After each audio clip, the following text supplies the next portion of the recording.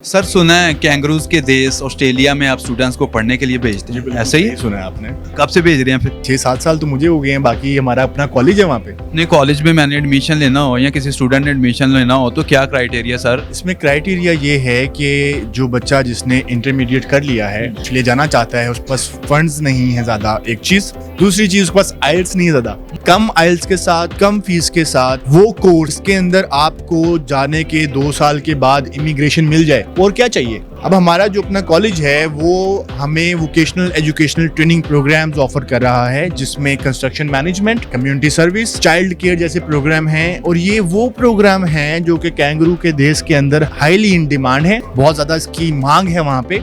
इन programme को 2 साल पढ़ने के बाद आप 1 साल सेम फील्ड में काम करें और उसके बाद आप वहाँ पे इमिग्रेशन लेके कैंगरू के देश के वासी बन जाए। ड्यूरिंग स्टडी को मैं पैसे पूसे भी कमा सकता हूँ उधर के? नहीं, बेहतरीन तरीके से 24 घंटे अलाउ हैं आपको। खुदा का कसम, खुदा का कसम, पक्का बात है। पक्का बात है, लिख के ले लो। आपके ख्याल में स्टूडेंट को किस कंट्री में जाना चाहिए? अगर स्टूडेंट विदाउट आइल्स जाना चाहेगा तो मैं उसको हंगरी रेफर करूंगी, साइप्रस रेफर करूंगी। अगर उसने आइल्स किया हुआ है, उसकी अच्छी प्रोफाइल है, तो मैं उसको फिनलैंड रेफर करूंगी और डेनमार्क करूंगी। फिनलैंड की कौन कौन सी यूनिवर्सिटीज आप लोग ऑफर कर रहे हैं? फिनलैंड की जो है हमारे पास यूनिवर्सिटीज़ डिफरेंट हैं और सारी पब्लिक यूनिवर्सिटीज़ होती हैं इनकी। फर्स्ट ऑफ ऑल हमारे पास LUT है, ताम्परे है, हेलसिंकी यूनिवर्सिटी है, इसके अलावा जो है हमारे पास हैगे हिली है, समक है। हमारे पास जो है वैरायटी ऑफ यूनिवर्सिटीज़ अवेलेबल हैं एडमिशन के लिए। सर, ये जो इनिशिएटिव लिया गया स्टडी अब्रॉड का एजुकेशन लिंक्स की जानिब से, क्या कमेंट करेंगे आप? देखें, तालीम और इल्म कहीं से भी मिलता हो दुनिया में, वो हमारे दीन का हिस्सा है कि वो आपको हासिल करना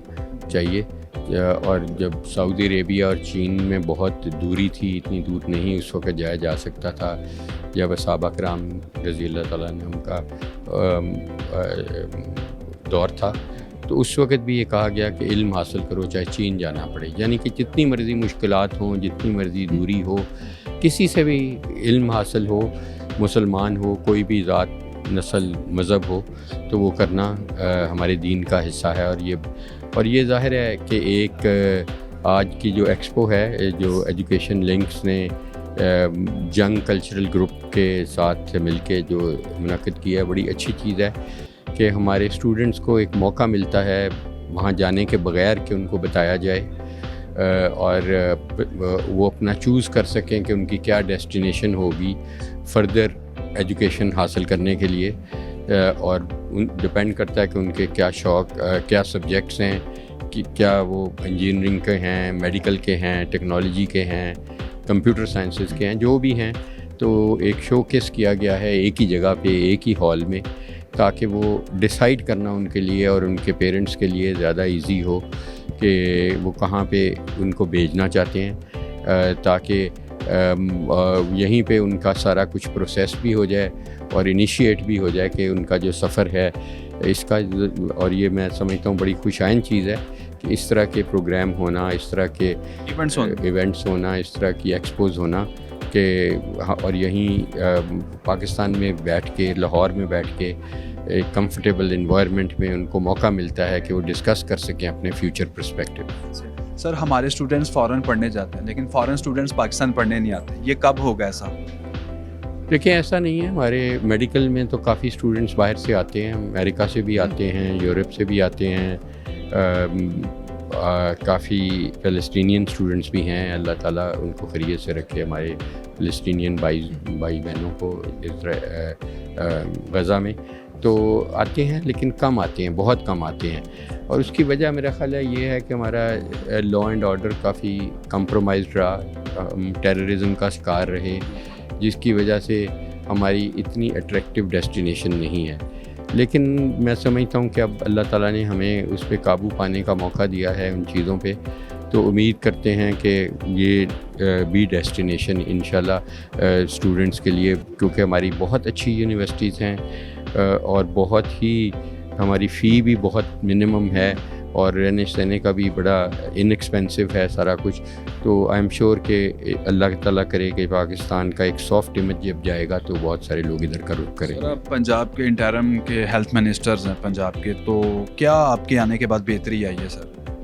देखें, मैं हेल्थ और सोशल वेलफेयर का मिनिस्टर हूँ। हमने अरबों रुपया हॉस्पिटल्स पे लगा रहे हैं इस वक्त उनके रीवैम्प पे, और हमारा यही है कि चाहे हमारा बहुत थोड़ा टाइम होगा, लेकिन हम वो काम कर जाएं कि जो मरीज़ हैं उनको इतना अच्छा एक्सपीरियंस मिले लाइफ में, अगर जब वो खुदा न खास्ता बीमार होते हैं या उनकी कोई लव्ड वन बीमार होता है, कि वो हमें अच्छी यादों के साथ याद रखें और बाद में दुआएं दें।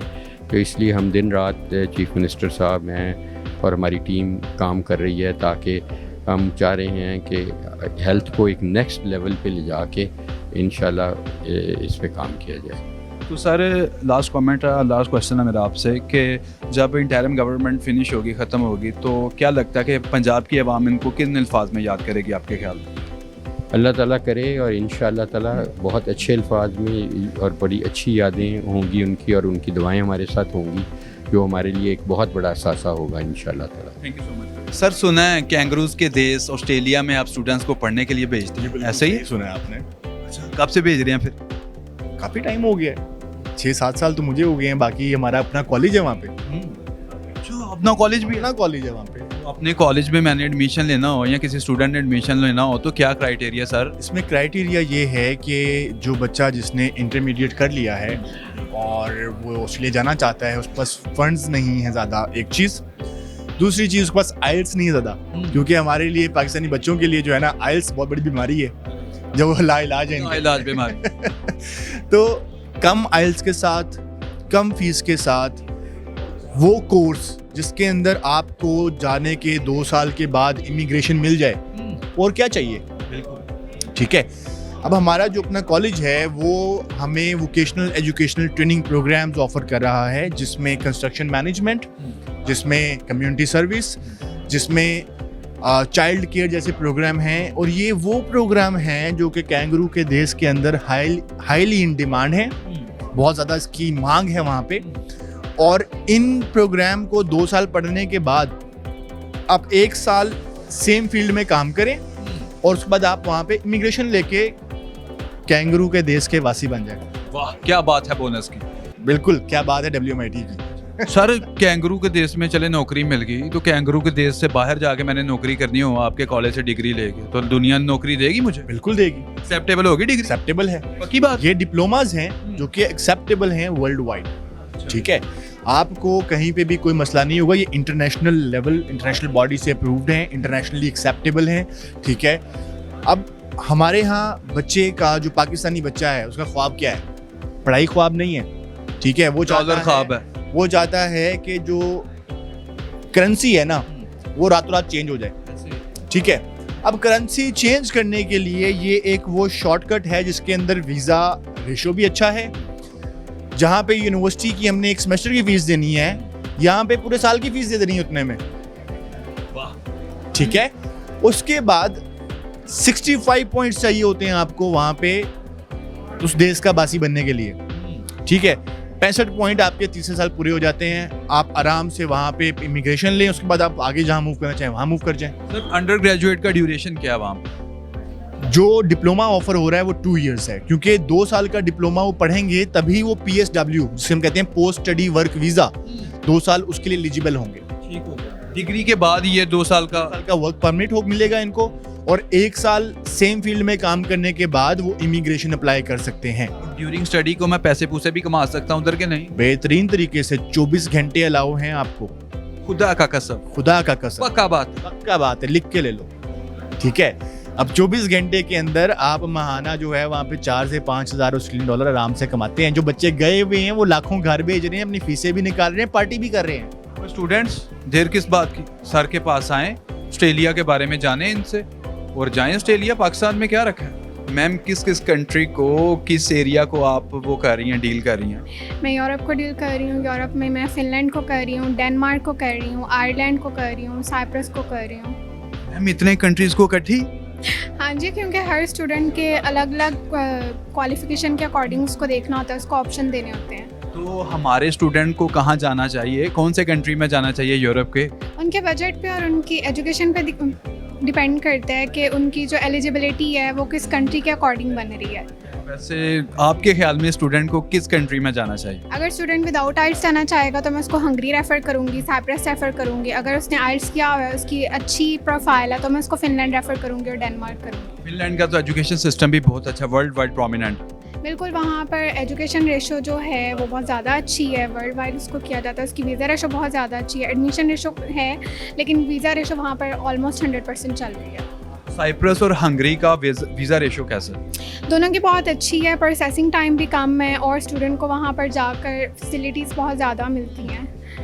नाजरीन, और स्पेशली स्टूडेंट्स, फैसिलिटीज़ साइप्रस और हंगरी में बहुत ज़्यादा हैं। तो इधर यूनिवर्सिटी की जो फीसिस हैं वो क्या है, वो हमें ज़रा पाकिस्तानी रुपीज़ में अगर बता दें तो ज़्यादा बेटर रहेगा। ऑलमोस्ट जो बजट है दोनों का, अगर किसी ने सिंगल स्टूडेंट ने जाना है, क्योंकि यहाँ पर स्पाउस अलाउ नहीं है, सिंगल स्टूडेंट ही ट्रैवल करता है, तो उसका जो पाकिस्तानी बजट है वो ऑलमोस्ट 25 to 28 लाख बन जाता है। तो स्पाउस आपने कहा कि अलाउ नहीं है, तो फिनलैंड में स्पाउस अलाउ है? बिल्कुल, फिनलैंड और डेनमार्क बैचलर्स में भी स्पाउस अलाउ कर रहे हैं और मास्टर्स में भी कर रहे हैं। तो ये फिनलैंड वाले और डेनमार्क वाले तो कर रहे हैं, हंगरी वाले और साइप्रस वाले क्यों नहीं कर रहे मैम? उनकी वहाँ पर वो रूल्स और रेगुलेशंस में नहीं है। तो स्टूडेंट्स के माइंड में यही होता है कि हम जहाँ भी जाएं ना, साथ अपने एक्सपेंडिचर्स खुद अफोर्ड करें, तो कोई काम शाम भी मिल जाता है साइप्रस और हंगरी में। बिल्कुल, यूरोप में हर जगह साथ पार्ट टाइम वर्किंग अलाउ है। यूरोप में 30 hours part time weekly allow होता है, ठीक है, और उसके अलावा वेज रेट वहाँ पर बहुत ज़्यादा अच्छा है, तो स्टूडेंट अपना पार्ट टाइम वर्क करके अपनी फ़ीस को मैनेज कर लेता है। तो जिन स्टूडेंट्स ने जाना है साइप्रस और हंगरी, उनके लिए ये है कि उनके लिए नहीं, फिनलैंड और डेनमार्क वालों के लिए तो वो है ना, क्या कहते हैं, आइल्स की रिक्वायरमेंट है, लेकिन साइप्रस और जो दूसरा कंट्री है, क्या उसका नाम लिया, हंगरी, उसके लिए आपको किसी भी रिक्वायरमेंट की ज़रूरत नहीं है आइल्स की। तो फिर देर किस बात की, आएँ और इनसे रब्ता करें और चले जाएं अपने पसंदीदा मुल्क में। मैम, सुना आप लोग इंग्लैंड भेजते हैं लोगों को पढ़ने के लिए? जी, कब से भेज रहे हैं? काफ़ी टाइम हो गया। तो मैम, क्या क्राइटेरिया वहाँ पे यूनिवर्सिटीज़ का एडमिशन के लिए, अंडर ग्रेजुएट, पोस्ट ग्रेजुएट? जो अंडर ग्रेजुएट है उनकी 75% तक मार्क्स होने चाहिए। जो पोस्ट ग्रेजुएट है 2.5 CGP और 60% मार्क्स। मैंने अंडर ग्रेजुएट जाना है या किसी और स्टूडेंट ने, 60% मार्क्स हैं, उसका एडमिशन हो जाएगा, पर फाउंडेशन प्लस डिग्री नहीं होगा। मतलब 1 ईयर की फाउंडेशन पहले लगेगी, फिर 3 इयर्स का बैचलर्स। ये फाउंडेशन उधर जाके ये फाउंडेशन की तैयारी करनी पड़ेगी। ये फाउंडेशन ऐसे ही फाउंडेशन पे आप जाएंगे ना। फाउंडेशन क्या होता है, आसानी से समझाएं ना। मतलब डिप्लोमा टाइप फाउंडेशन और प्लस डिग्री, इसमें 3 इयर्स प्रोग्राम। पहले 1 ईयर का फाउंडेशन लगेगा और 3 इयर्स बैचलर्स। अच्छा मैम, डिप्लोमे की आपने बात किया, तो कुछ स्टूडेंट्स डिग्री करने के लिए डिप्लोमे के लिए पे जाते हैं। डिप्लोमा को डील नहीं कर रहे, डिग्री को ही डील कर रहे। ठीक हो गया, डिप्लोमा आप लोगों के पास नहीं है, ठीक है। तो इसके लिए मिनिमम अंडर ग्रेजुएट जाना तो 75% मार्क्स होने चाहिए। नहीं होगा तो फिर फाउंडेशन लेवल 1 ईयर फाउंडेशन लगेगी plus 3 years bachelors. Post graduate के लिए क्या CGP होना चाहिए अंडर ग्रेजुएट? 0.5 या 60% मार्क्स। तो इसमें आप फुली स्कॉलरशिप मिलता है या पार्शियल स्कॉलरशिप? पार्शियली स्कॉलरशिप मिलता है। मैम, पोस्ट ग्रेजुएट के जो स्टूडेंट्स हैं उनका फ़ी क्राइटेरिया क्या है तमाम डिसिप्लिन्स का? 13,500 to 17,000 तक एनुअली फीस आ जाती है, उसमें से इनिशियल यहाँ से पे कर पाउंड्स में बात करें? पाउंड्स में बात कर रही हूँ। तो ये 1 ईयर का वहाँ पोस्ट ग्रेजुएट होता है या 2 इयर्स का? 1 ईयर मास्टर होता है। जो जनवरी इनटेक के लिए वो 1.5 भी, क्योंकि 1 ईयर का होता है मास्टर्स।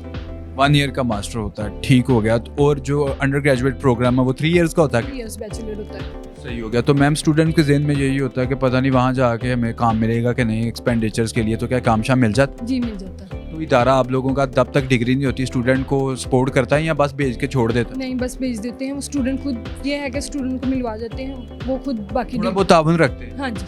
सही। चलें, शुक्रिया आपके वक्त का। सर, फिनलैंड की कौन कौन सी यूनिवर्सिटीज़ आप लोग ऑफर कर रहे हैं? फिनलैंड की जो है हमारे पास यूनिवर्सिटीज़ डिफरेंट हैं और सारी पब्लिक यूनिवर्सिटीज़ होती हैं इनकी। फर्स्ट ऑफ ऑल हमारे पास LUT है, ताम्प्रे है, हेल्सिंकी यूनिवर्सिटी है, इसके अलावा जो है हमारे पास हैगे हिली है, समक है। हमारे पास जो है वैरायटी ऑफ यूनिवर्सिटीज़ अवेलेबल हैं एडमिशन के लिए। यहाँ पे स्कॉलरशिप क्राइटेरिया क्या है? स्कॉलरशिप क्राइटेरिया इसमें ब्राइट होता है, क्योंकि यूरोपियन कंट्री में हर स्टूडेंट का ये कंसर्न होता है कि मुझे जी 100% स्कॉलरशिप चाहिए, और ऑब्वियसली इसमें जो है आपको 100% स्कॉलरशिप तक भी अवेल हो सकता है। इसमें अंडर ग्रेजुएट भी आ जाते हैं, post graduate both of them इसमें आ जाते हैं। तो आज तक कितने लोग फिनलैंड भेज चुके हैं आप लोग? हम लोग अप्रॉक्सीमेटली जो है हमारे लास्ट इनटेक में 100+ स्टूडेंट्स गए हैं अल्हम्दुलिल्लाह। और ये जो अब जैन इनटेक एडमिशन्स हो गए हैं, इनके वीज़ा फाइलिंग स्टार्ट हुई है, इसमें भी अप टू 75 to 80 स्टूडेंट्स अभी हमारे जा रहे हैं अल्हम्दुलिल्लाह। तो सर, वीज़ा रेशियो क्या है? वीज़ा रेशियो तो 100% है, ये गारंटेड है। वीज़ा रेशियो हम लोग आपको 100% देंगे। था तो फैमिली के साथ भी जा सकते हैं। ऑब्वियसली फैमिली के साथ जा सकते हैं और इसमें ये बेनिफिट है आपको गैप का भी कोई इशू नहीं है इसमें। गैप बेशक जितना मर्जी हो, आप जो है अपने स्पाउस के साथ या किड्स के साथ जिसके मर्जी से ट्रैवल कर सकते हैं, इसका कोई इशू नहीं है। ना करें सर। वाकई ऐसे ही कह रहे हैं वाकई यही है। सर स्टूडेंट्स के माइंड में भी ये भी होता है कि यार मैं फिनलैंड तो आ गया हूँ या जाना चाहता हूँ, तो वहाँ नौकरी मिलेगी कि नहीं आफ्टर डिग्री, या ड्यूरिंग स्टडी के मुझे क्रेडिट आवर्स मिलेंगे नहीं कि काम करने के, वहाँ क्या है? ऑब्वियसली इनको जो है वहाँ पे जो स्टूडेंट को वर्किंग आवर 30 आवर्स अलाउड होते हैं वर्किंग के लिए, वहाँ पे अच्छा वेज रेट मिल जाता है और स्टूडेंट जो है अपनी इजीली फीस निकाल लेता है। इसलिए मैंने आपको कहा इसमें स्कॉलरशिप अवेल है, स्कॉलरशिप मिल जाती है आपको, वहाँ पे वेज रेट भी अच्छा है, स्टूडेंट वहाँ पे अर्न इजीली कर जाता है। पक्का के एक्सपेंडिचर्स आपने निकाल लेता निकाल से मंगवाने की जरूरत नहीं पड़ती। बिल्कुल भी नहीं पड़ती क्योंकि वहाँ पे क्वालिटी ऑफ एजुकेशन है और क्वालिटी ऑफ लाइफ है, वो तो ऑब्वियसली आपको वहाँ पे फिनलैंड में बहुत बैठ जाता है। स्टूडेंट्स देर किस बात की, आ जाएं और फिनलैंड चले जाएं।